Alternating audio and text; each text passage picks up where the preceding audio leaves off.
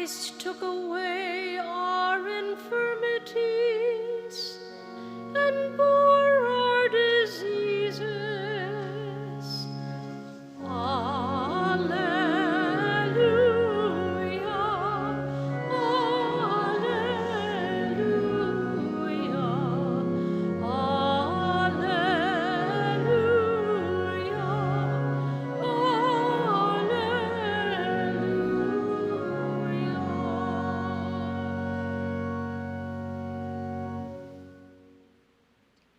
The Lord be with you. A reading from the Holy Gospel according to Mark. On leaving the synagogue, Jesus entered the house of Simon and Andrew with James and John. Simon's mother-in-law lay sick with a fever. They immediately told him about her. He approached, grasped her hand, and helped her up. Then the fever left her, and she waited on them. When it was evening after sunset, they brought to him all who were ill or possessed by demons. The whole town was gathered at the door.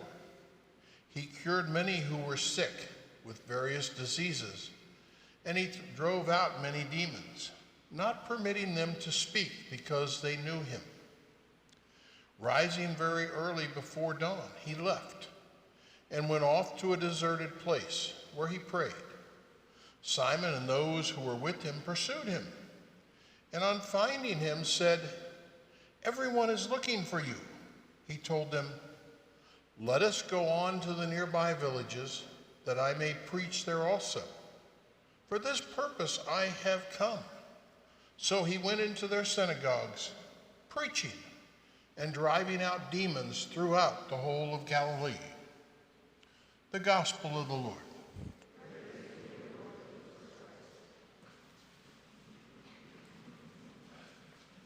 For the last couple of weeks, we've been hearing consecutively from the Gospel of Mark, almost like we're turning it page by page.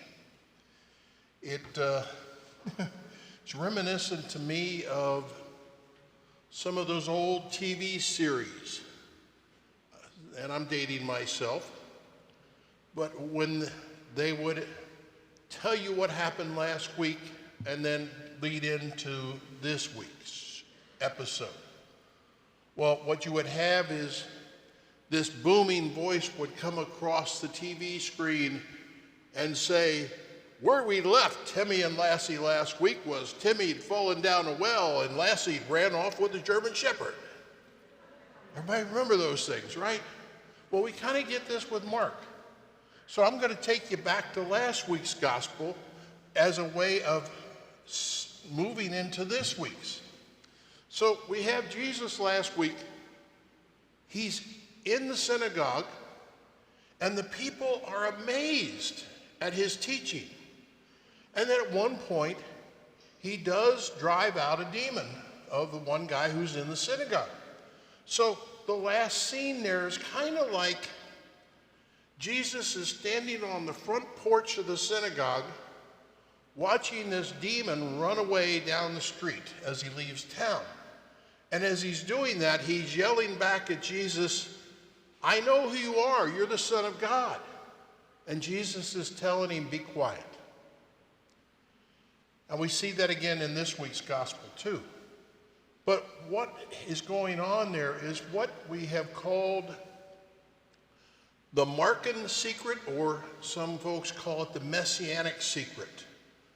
It is in Mark's gospel, the first person who identifies, first human, shall we say, that identifies Jesus as the Son of God is John the Baptist.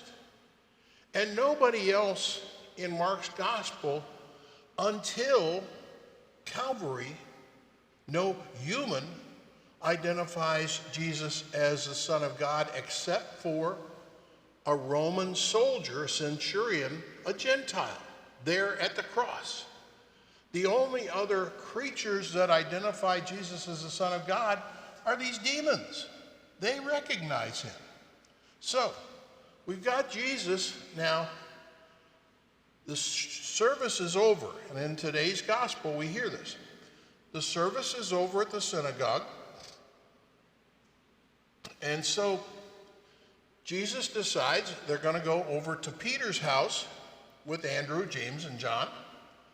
Well, modern archaeology has discovered that there was a synagogue about 85 feet away from Peter's house. So when they decided to go there, they would not have had any trouble leaving the parking lot. But so they go over to Peter's house. It's still the Sabbath. Peter's mother-in-law is sick.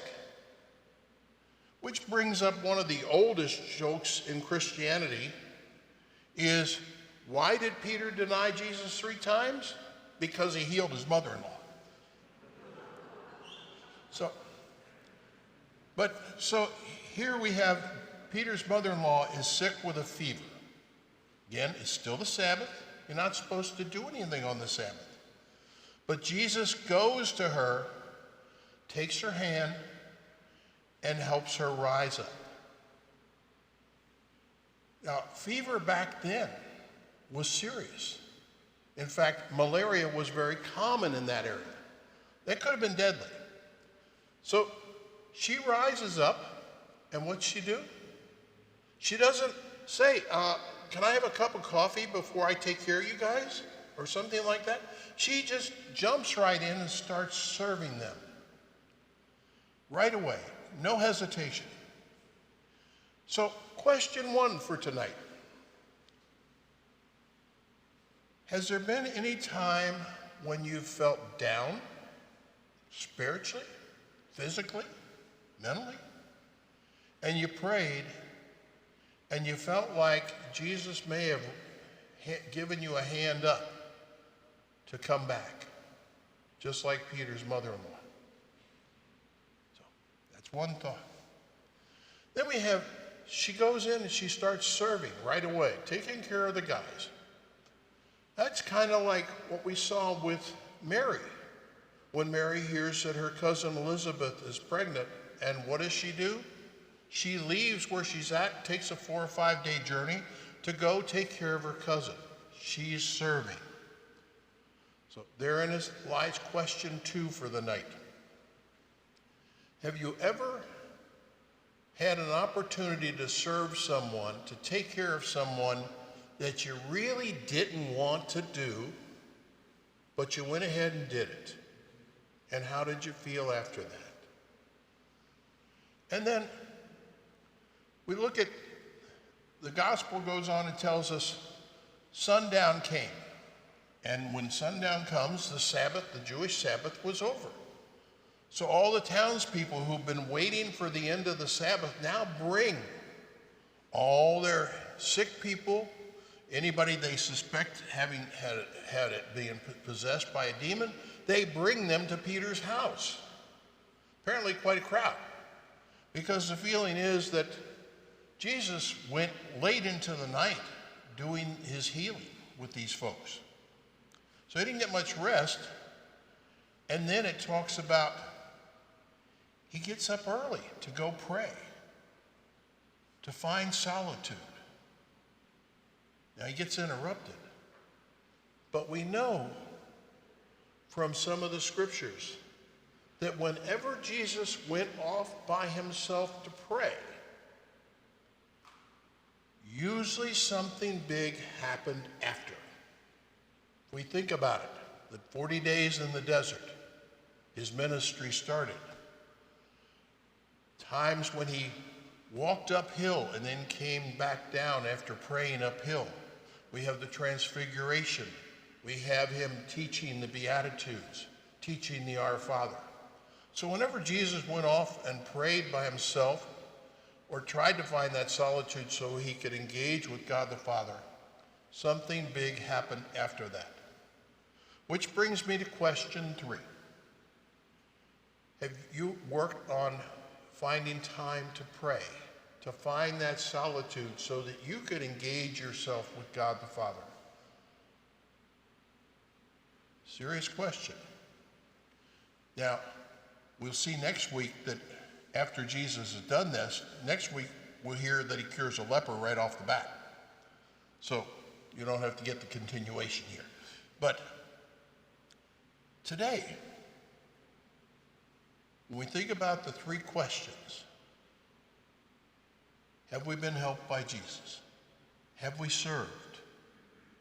And have we found time to pray? Lent is coming, and it would be good to answer those questions. Now, at the doors, we have the New Lenten or Best Lent Ever journal books that are available for you to pick up. And most of you probably already have the I Heard God Laugh book, which is actually a teaching book on how to pray and how to develop a habit of prayer. So, I advise you, or not advise, but encourage you, pick up one of the books, read it, and get ready so that when you answer those questions, you can have the best Lent ever. Amen?